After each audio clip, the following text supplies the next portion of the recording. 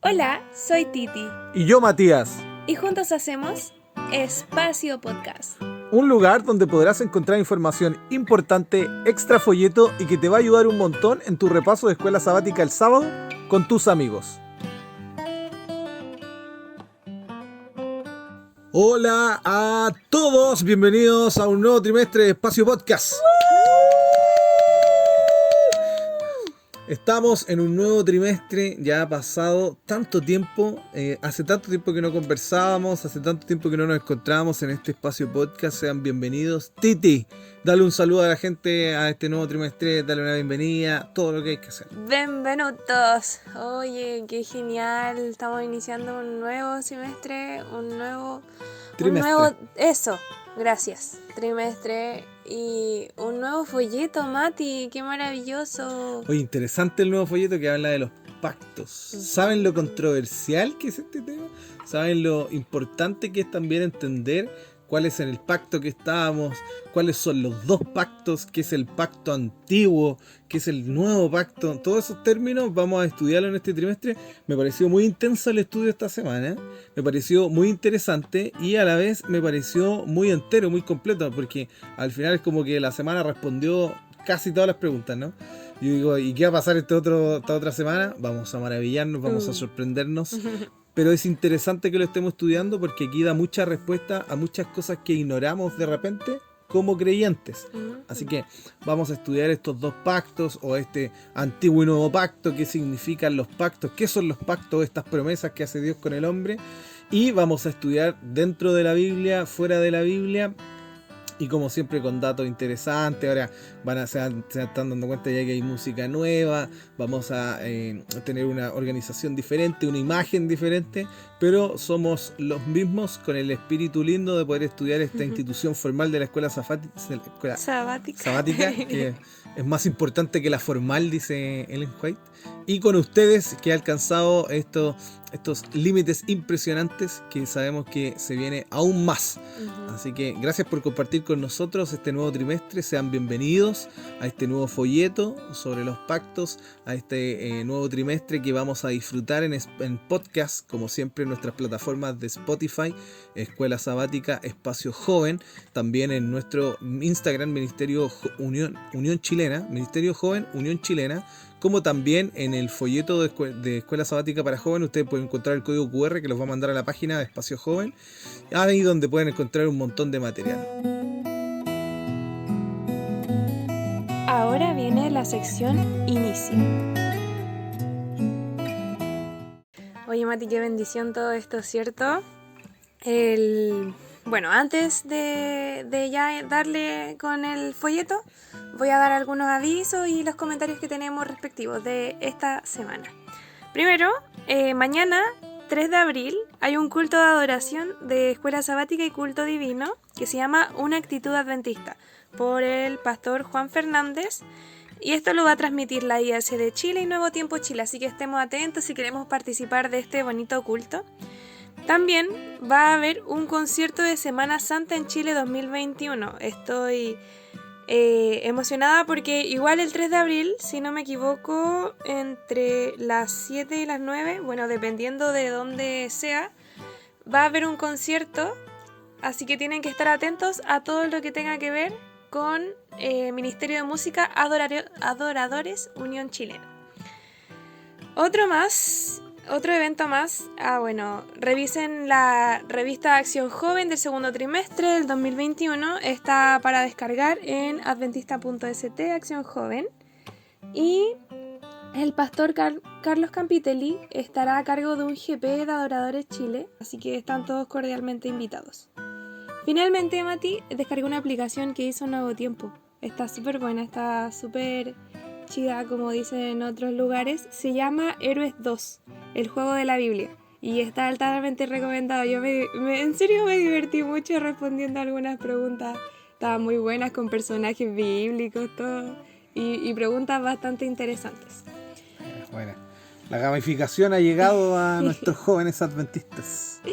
Bueno, y para terminar voy a leer el comentario que hizo Laura Araneda en YouTube. Dice, en mi opinión, la única exclusividad que podemos ver en la Biblia es en la relación a la fe. la fe es nuestro pase de entrada al club de Dios. Gracias por alegrar aún más las primeras horas del Santo Sábado. Ah. Qué linda. Muchas gracias. Linda, Laura. Ahora sí vamos a dar por comienzo a este estudio de escuela sabática que tiene por título El Pacto Eterno, Mati. Y vamos a empezar estudiando los pactos claramente en Isaías 24 al 27.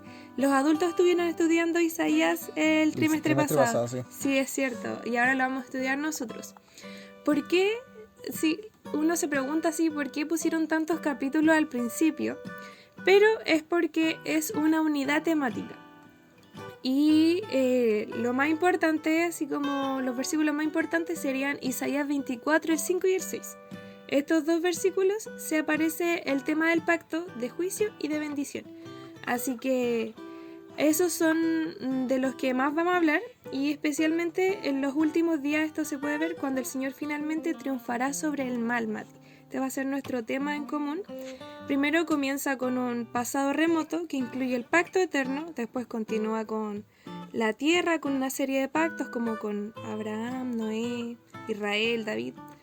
Y finalmente el nuevo pacto. Cada uno de estos pactos es considerado a su vez como un pacto eterno con el fin de cimentar su relación con el pacto eterno.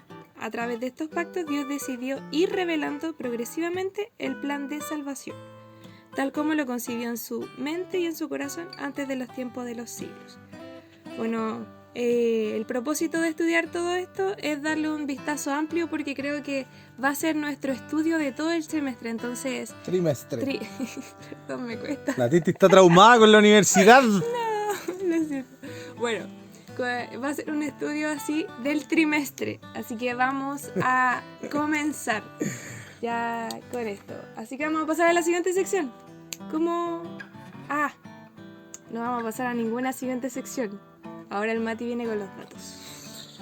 Ya, no sé si ustedes tienen el folleto en sus manos, si ya le llegó, ha sido complejo. Pandemia Evergreen está bloqueando el canal de Suez y no ha podido llegar su folleto a Europa, a África, a Estados Unidos, a Argentina. Y si lo tiene digital, alabado sea el Señor. También acuérdense que están las aplicaciones, pero ya va a llegar pronto. Así que por mientras puede estudiar con nosotros. Y los datos de hoy día tienen que ver un poquito con lo que tiene que ver el pacto, ¿no? Y el pacto con la alianza. Entonces ahora vamos a hablar sobre las alianzas más importantes de la historia. ¿Ya? Este era un ranking muy bueno. Muy bueno, que tenía 10 alianzas muy importantes, pero yo pesqué quizás las más conocidas, las que podrían conocer, porque había una alianza china que yo creo que ni los chinos conocían. Así que vamos, o por lo menos no se la sabían, no sé, no habla chino. Pero pesqué las 3 alianzas importantes o más importantes de la historia que son conocidas. Por ejemplo, la primera, el Pacto de Varsovia, de Warsaw Pact. Y este también llamado como el Tratado de la Amistad. Es un tratado que se hizo entre 8 países socialistas. ¡Wow! Este pacto se hizo después de la Guerra Fría, en el marco de la Guerra Fría, para tratar con un apoyo entre conflictos bélicos. O sea, estos 8 países se aliaron y si tenían conflicto bélico con países que no eran comunistas, obviamente, ellos iban a interferir por los otros, ¿no? Estos países eran Albania, Alemania, Bulgaria, Checoslovaquia, Hungría, Polonia, Rumania y la Unión Soviética. Eran países europeos, ex Unión Soviética, ¿cierto? Y también en algún momento tenían alguna cierta alianza, participación de China y Mongolia. O sea, si se metías con esos países, te metías con todo el equipo, todo el equipo socialista. Ese es el Pacto de Varsovia, ¿ya? De 1955. También está el Triple Entente. ¿Qué es esto? Triple Entente. También se le llama la Triple Inteligencia, ¿ya? Este es un pacto firmado en 1907, conformado por la alianza franco-rusa, o sea, los franceses, los rusos y la Gran Bretaña. Francia se había comprometido en atacar a Alemania, siempre y cuando los rusos fueran los primeros que atacaran. Y los británicos no quisieron meterse mucho y dijeron, nosotros apoyamos cualquier cosa. Y esto, después de haber tenido algunos problemas, qué sé yo, de aquí para allá, fue finalmente lo que construyó el paso o el camino para la Primera Guerra Mundial y lo que nosotros conocemos como el asesinato de Francisco Fernando y con el término de las dos bombas en Hiroshima. ¿Te das cuenta que esos dos son como pequeños y grandes errores? Así como que uno dice, el pequeño que dejó el escándalo hacia el futuro y el otro gigante que lo selló, ¿cierto? El asesinato de Francisco Fernando y finalmente las dos grandes bombas tiradas en Hiroshima y Nagasaki, que han sido una de las tragedias más grandes de toda la historia. Alianzas malas, ¿no? Ninguna buena alianza. Y la Triple Alianza Mesoamericana, que quizás las personas de Norteamérica o mexicanas se acordarán que era una Triple Alianza nativa, ¿ya? Que era entre Xcan, lo voy a intentar de pronunciar como ella, supongo yo que era así, Xcan Tlactoloyan, que así se llamaba también, que fue la última confederación de estados indígenas, ya en el norte de América, ubicados en el Valle de México, durante el periodo postclásico, que son entre México, México Tenochtitlán o Tenochtitlán, Texcoco y Tlocopan. ¿Ya? Bueno, ustedes van a entender si... Y estos tenían repercusiones políticas, ¿no? De tributo, de justicia, que se aliaban para gobernar ese lugar. Entonces estas son como las tres alianzas más populares, quizás conocidas para nosotros, que podríamos conocer, que ninguna tuvo un buen término y ninguna fue tan útil como las que vamos a hablar ahora de la Biblia. Ahora vamos a la sección Escribe.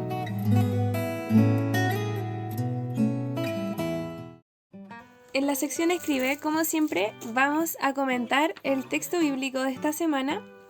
Bueno, usted que tenía más tiempo debería haber leído desde Isaías 24 al 27. Y si no tenía tanto tiempo, bueno, el 24 del 5 al 6, que son nuestros textos núcleos de todo este tema que vamos a hablar sobre los pactos. Así que, Mati, ¿tienes algún comentario bíblico acerca de esto? Ya, voy a intentar de hacerla corta porque son hartos capítulos y tiene que ver con Isaías, que nosotros no hemos estudiado Isaías, pero voy a intentar hacer un repaso o una explicación breve de Isaías. Isaías es un libro de los más importantes del Antiguo Testamento porque Isaías es como leer la Biblia. Es como que tiene del inicio de la Biblia hasta el final de la Biblia, solo en un libro. Si tú lees los últimos capítulos de Isaías, hablan de como los capítulos de Apocalipsis. Si lees de los céntricos, hablan como de la profecía mesiánica. Y si hablas de los primeros, hablas como de la caída del hombre. Entonces, como leer una mini Biblia, ¿ya? Es interesante, bueno, que Isaías, aparte de escribirse más o menos siglo 7, un poquito más del siglo 7 antes de Cristo, se escribe en un solo libro, pero hasta hoy día los teólogos debaten de que son 3 libros diferentes o 2 libros, que solo lo escribieron personas después de Isaías, ¿ya? Aunque se entiende que Isaías, por lo menos, si no me equivoco, en el 9 y en el capítulo 19, él dice que le deja escrito a sus discípulos. O sea, como que le deja toma, aquí están mis escritos. Entonces la gente piensa que después los discípulos escribieron de eso. O escribieron lo que viene después. Pero hay ciertas cosas, por ejemplo, un teólogo que se llama Golden Gate, que le da unidad al libro, que se llama El Santo de Israel, que está en todos los capítulos y hace que forme solo una temática.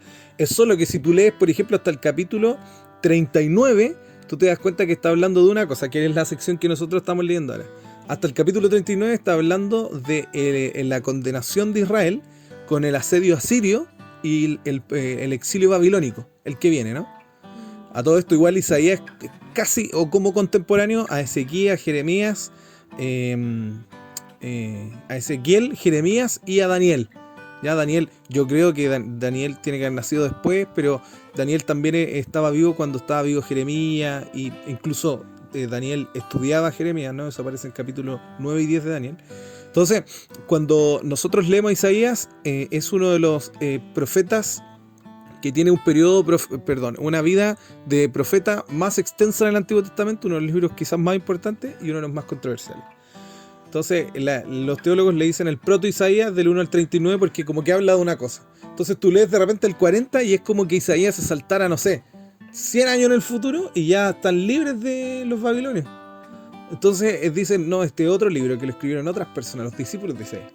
Y si tú lees después hasta el 48-50, que es la profecía de Ciro, porque del 40 hasta el 48 habla de Ciro, la profecía de Ciro, que es la profecía mesiánica, entre comillas. Todo esto recomendadísimo si quieren estudiar de Ciro. Ciro es uno de los mejores emperadores de la era antigua, que no esclavizaba, sino que pagaba sueldo, y hay un montón ahí de referencia a Cristo con Ciro, y Ciro, bueno, ayuda a Israel a liberarse, que sí. Bueno, y la tercera sección que dicen, algunos dicen, no, de ahí hay un segundo libro nuevo, y la otra como del 50 hasta, o 56 hasta el 66, ¿ya?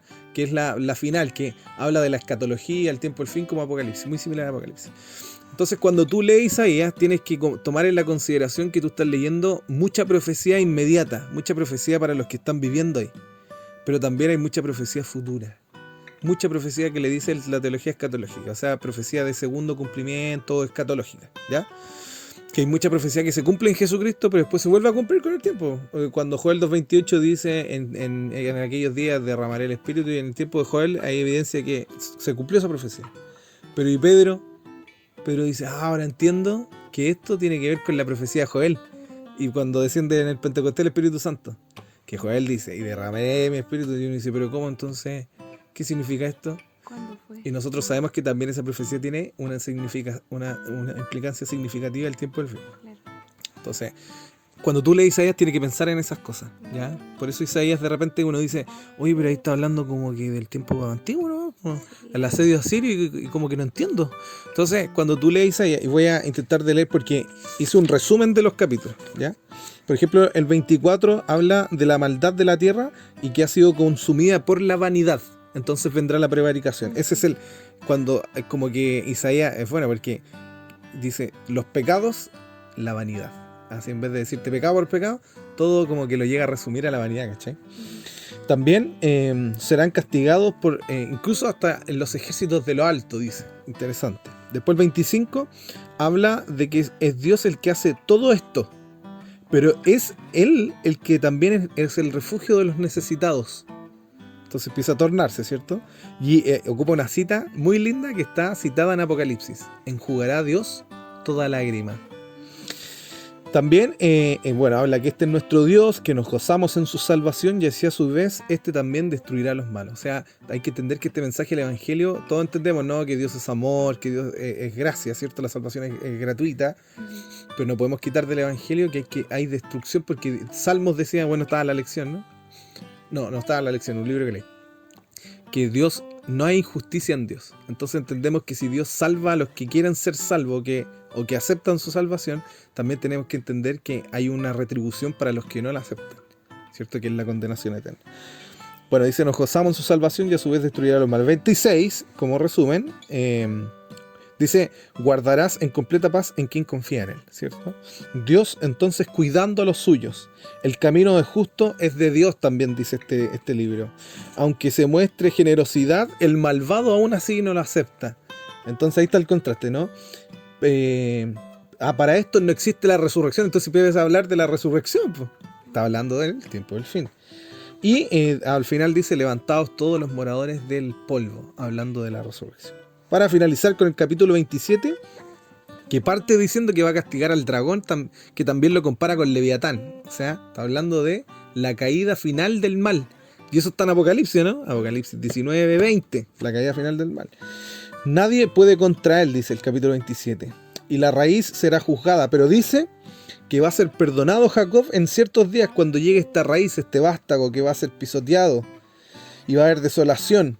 Pero lo reunirá a este remanente en Jerusalén para que todos lo alaben. Entonces, si te das cuenta, es el mensaje del Evangelio, que tiene que ver con el pacto, ¿no? Entonces, en contraste con todo lo que hablamos al principio, con todos los pactos, ¿cierto?, que se hacían entre nación, entre nativos, finalmente terminan mal o tienen su término y no hay una buena retribución en un futuro.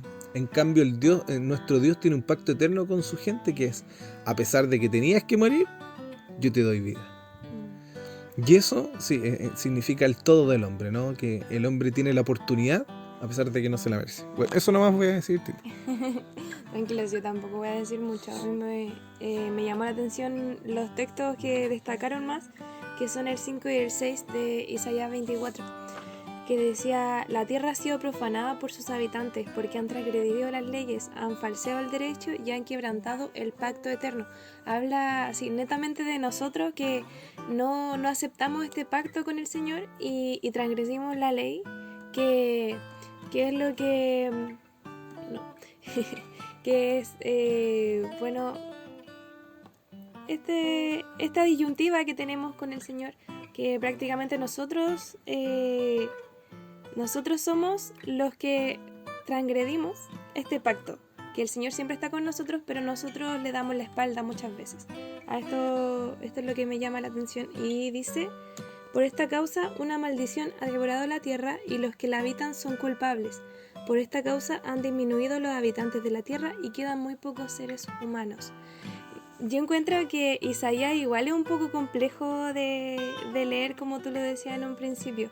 Como que de repente habla del pacto, de repente lo que está pasando, y me costó mucho entenderlo, pero sí me gusta que hable de este pacto que tenemos con el Señor y que explique prácticamente lo que está pasando, tanto antes como hoy en día, con todo el contexto que tiene que ver de esta alianza.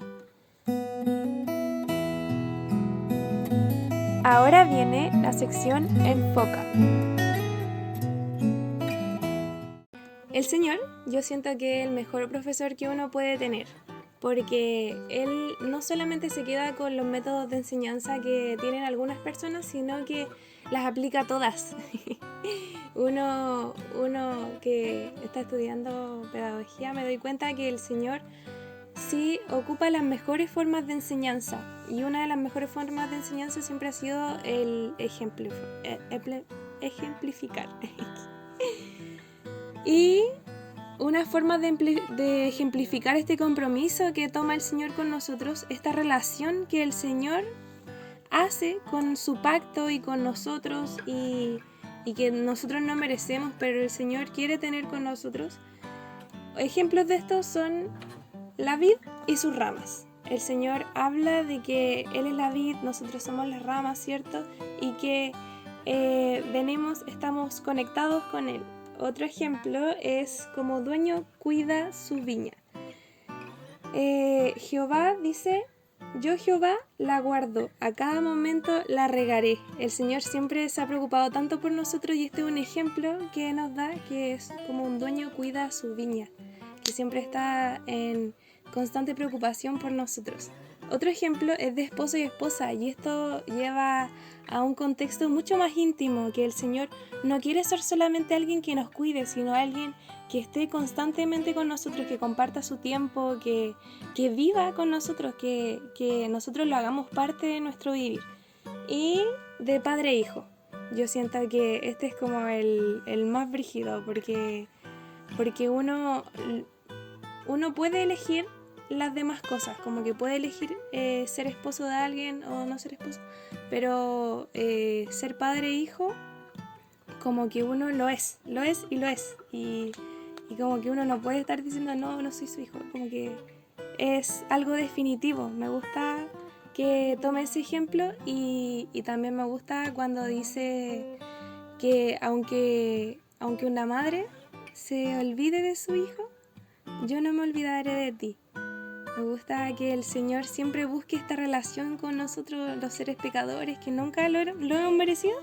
Ya, el Señor, en su infinita misericordia, siempre está buscando que nosotros renovemos este pacto con Él, esta alianza, y que lo dejemos simplemente que esté en nuestra vida.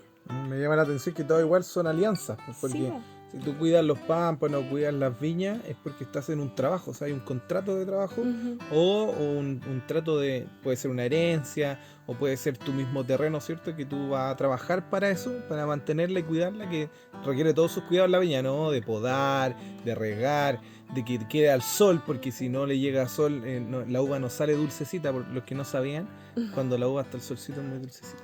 Y también el matrimonio también es un pacto, que la gente lo ve. Es un error verlo como un contrato. Porque tú cuando trabajas en un lugar, si tú no quieres seguir trabajando, tú haces una renuncia y punto. Y no hay muchas consecuencias, no hay problema con eso. Eso es un contrato. El matrimonio es un pacto, es una alianza con Dios y con el hombre o con la persona, ¿ya? Es un error verlo como un contrato, porque es un pacto que tú haces con Dios, es un sello con Dios. Entonces, aparte de eso, viene el padre e hijo. que está dentro del pacto igual. O sea, yo soy padre o soy madre o eres madre cuando estás dentro del matrimonio, que es otro pacto. O sea, tú cuando te comprometes en un pacto familiar es porque vas a tener hijos y tienes el compromiso también del pacto de cuidarlos, ¿no? Entonces, todo tiene que ver como con esta relación de compromiso entre Dios y el hombre.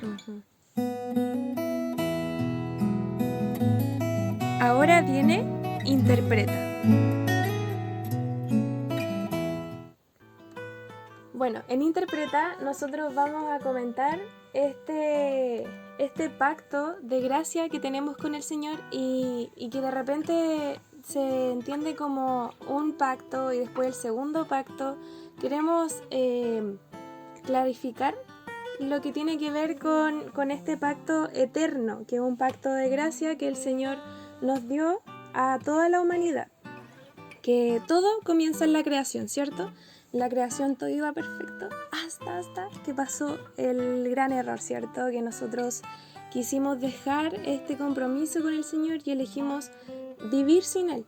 Pero el Señor en ese momento ya tenía el pacto listo, su plan de salvación, para que nosotros renováramos este pacto con Él y sea este pacto eterno, sea esta gracia con nosotros, ¿cierto?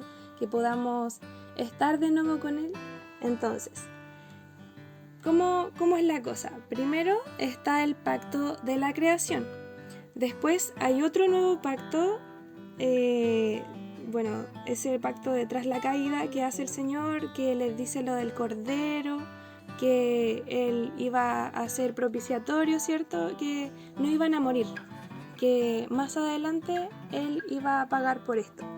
Después está en el pacto de Noé, después de Abraham, y está el de Israel. Pasa mucho tiempo y ahí muestran, Israel tiene este ejemplo que nos da en el sacerdocio, en todo lo que tiene que ver con el santuario, que igual tiene mucho que ver con el pacto, con todo lo que está haciendo el Señor por nosotros. Luego está el de la simiente de David y pasa algo después. Llega algo que el Señor había prometido a esta tierra. Llega nuestro Mesías, que el Señor había prometido por tantas generaciones que iba a llegar y iba a pagar este error que nosotros habíamos cometido.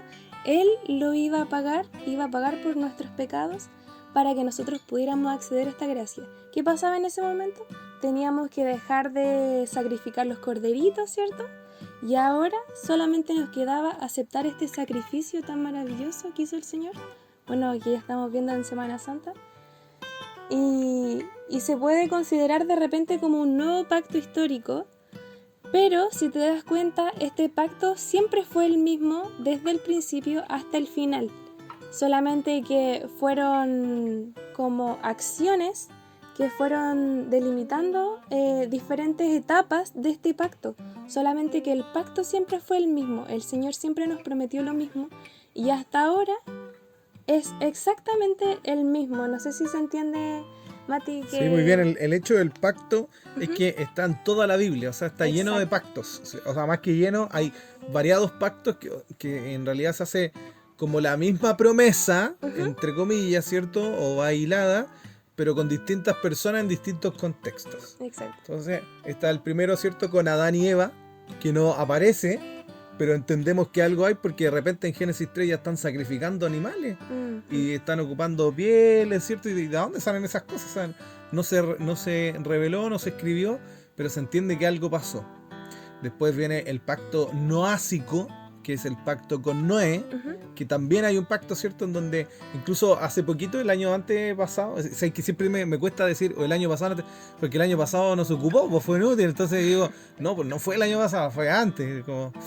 Bueno, igual fue a una universidad, igual hice mi tesis, igual sufrí, pero estuve en casa. Como hace 2 años atrás, salió la noticia, yo la tengo guardadita, de que habían encontrado más textos de Génesis, ¿cierto? Donde encontraban que Noé había hecho el altar o dentro del arca o fuera del arca, pero ahí él demuestra su pacto, ¿no? Cuando dice, ahora hay un arco iris, eso significa que nunca más va a destruirse la tierra con la lluvia. Entonces hay pactos, ¿cierto? Después hay otro pacto con Abraham, hay otro pacto con Jacob, hay otro pacto con David, y al final es, si te das cuenta, es la misma promesa que se va hilando solo que en contextos diferentes, Exacto. quizás con frases diferentes, personas, pero siempre en lo profundo es el mismo. O sea, siempre está la promesa del Mesías, siempre está la promesa de la simiente, siempre está la promesa de la liberación, siempre está la promesa de la casa de Dios. O sea, y todo eso tiene que ver en el Antiguo Testamento con tipos de Cristo. Entonces, el pacto finalmente va a ser el mismo. Incluso hay una referencia maravillosa que está en Jeremías 31-33 y en Hebreos 10-16 que, no sé, rectifican un poco, que tiene que ver con lo mismo, ¿no? La Titi me va a leer, Titi, Jeremías 31-33 y Hebreos 10-16. Pero al final, o al fin y al cabo, el pacto siempre ha sido la misma idea, o digamos más que la misma idea, la misma promesa, solo que ha trascendido. Jeremías 31-33, ¿cierto? Dice, porque este será el pacto que haré con la casa de Israel después de aquellos días, dice Jehová. Pondré mi ley en su interior y la escribiré en su corazón. Yo seré su Dios y ellos serán mi pueblo. Y Hebreos 10:16, mientras quiero resumir esto en el libro que acabamos de estudiar, porque yo sé que todos lo estudiaron, que es Romano. En Romano tú ves que Pablo pesca a Abraham, pesca a Adán y muestra un poquito o habla de que siempre fue lo mismo, la misma fe, o es distinta. No, pues. Adán, por ejemplo, tuvo que creer en Jesucristo y haber vivido por eso, porque el mismo Romanos dice, la paga del pecado es la muerte, mas la dádiva de Dios es vida eterna en Cristo Jesús. Y yo te pregunto, ¿Adán qué hizo? ¿Qué hizo en el principio? Con Eva, perdón. Cuando comieron del fruto, ¿qué fue eso? Pecaron. Pecaron. ¿Qué tenía que pasar? Tenían que morir. ¿Y qué pasó? No murieron. Vivieron. Eso se llama gracia, ¿o no? Ujú. Lo mismo que a nosotros nos llega. Y Hebreos 10:16 dice, Este es el pacto que haré con ellos después de aquellos días, dice el Señor. Pondré mis leyes en sus corazones y en sus mentes las escribiré. entonces, al fin y al cabo, esta idea trasciende de que el Señor quiere guardar, o sea, la ley no se acaba el mandato, no se acaba la obediencia, sino que lo que se va renovando es el trato. Es como cuando renuevan así los votos del matrimonio, ¿no? Ujú. Hemos pasado tanto tiempo y han pasado tantas cosas que sería bonito renovar los votos. Ahora, esto obviamente tiene una explicación mesiánica o tipológica que tiene que ver con Jesucristo, ¿ya?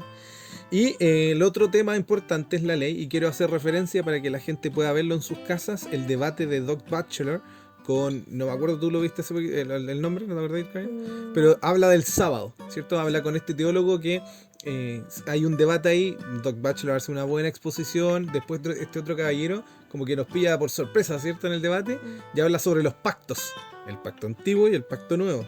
Entonces por eso es bueno saber qué son estos pactos, porque obviamente la teología evangélica en general también estudia el pacto, solo que lo estudia desde otra perspectiva, con otra presuposición. Y esta presuposición tiene que ver con que este nuevo pacto ha eliminado la ley. Por eso ya no es necesario guardar el Shabbat, por eso no es necesario obedecer a Dios, por eso no es necesario, como que uno ya es salvo y punto, ¿no? Entonces, el hecho es que Dios no cambia. No. Dios lo que quiere es la salvación del hombre y no la muerte, dice Jeremías.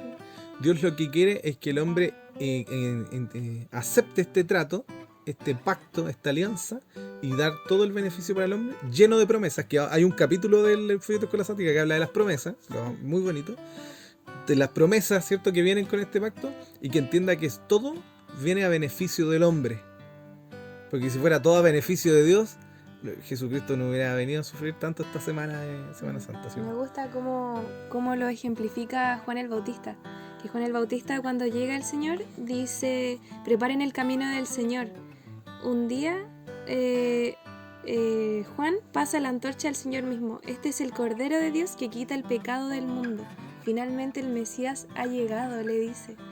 O sea, habla primero que es la simiente prometida de Adán, que la simiente de Abraham, a David, y es el Cordero prefigurado del ritual de los sacrificios de los animales. Juan lo entendió todo. Juan no, Juan estudia sabía. Isaías. Juan estudia. Entonces, así como para finalizar con esta idea de que el pacto no elimina al Dios del Antiguo Testamento, ni elimina la ley, por ejemplo, ni hace como que Dios cambia en todo sentido, sino que solo demuestra de que donde sobreabunda el pecado, sobreabunda la gracia. Claro. sea, mientras el Señor, el hombre más malvado se vuelve, Dios más oportunidades da, Ujú.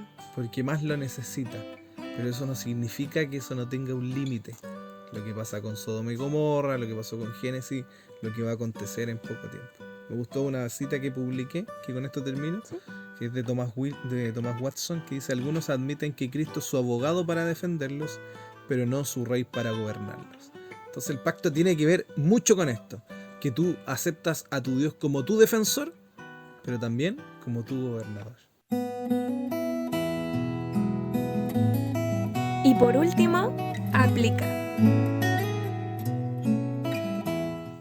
Bueno, para la sección aplica vamos a primero resumir lo que hemos hablado hoy sobre todo lo que tiene que ver con el pacto. Mati, ¿cómo resumiría esta lección? El pacto es un trato con Dios, que el único beneficiado soy yo, con el amor cariñoso del Señor, siempre y cuando lo acepte, ¿no? O sea, que demuestre mi amor obedeciendo. Bueno, yo lo resumiría como que el pacto es el mismo. El mismo Dios del Antiguo Testamento es el Dios del Nuevo Testamento, es el Dios que está ahora y te ama de la misma manera. Así que vamos finalmente a leer lo que dice Elena de White, que dice así: la salvación de la raza humana ha sido siempre el propósito de los concilios del cielo. El pacto de la misericordia fue establecido antes de la fundación del mundo, ha existido desde la eternidad pasada y se lo llama el pacto eterno. Tan ciertamente como nunca ha dejado de haber Dios, no ha habido momento cuando no haya sido la delicia de la mente eterna manifestar su gracia a la humanidad. Amén.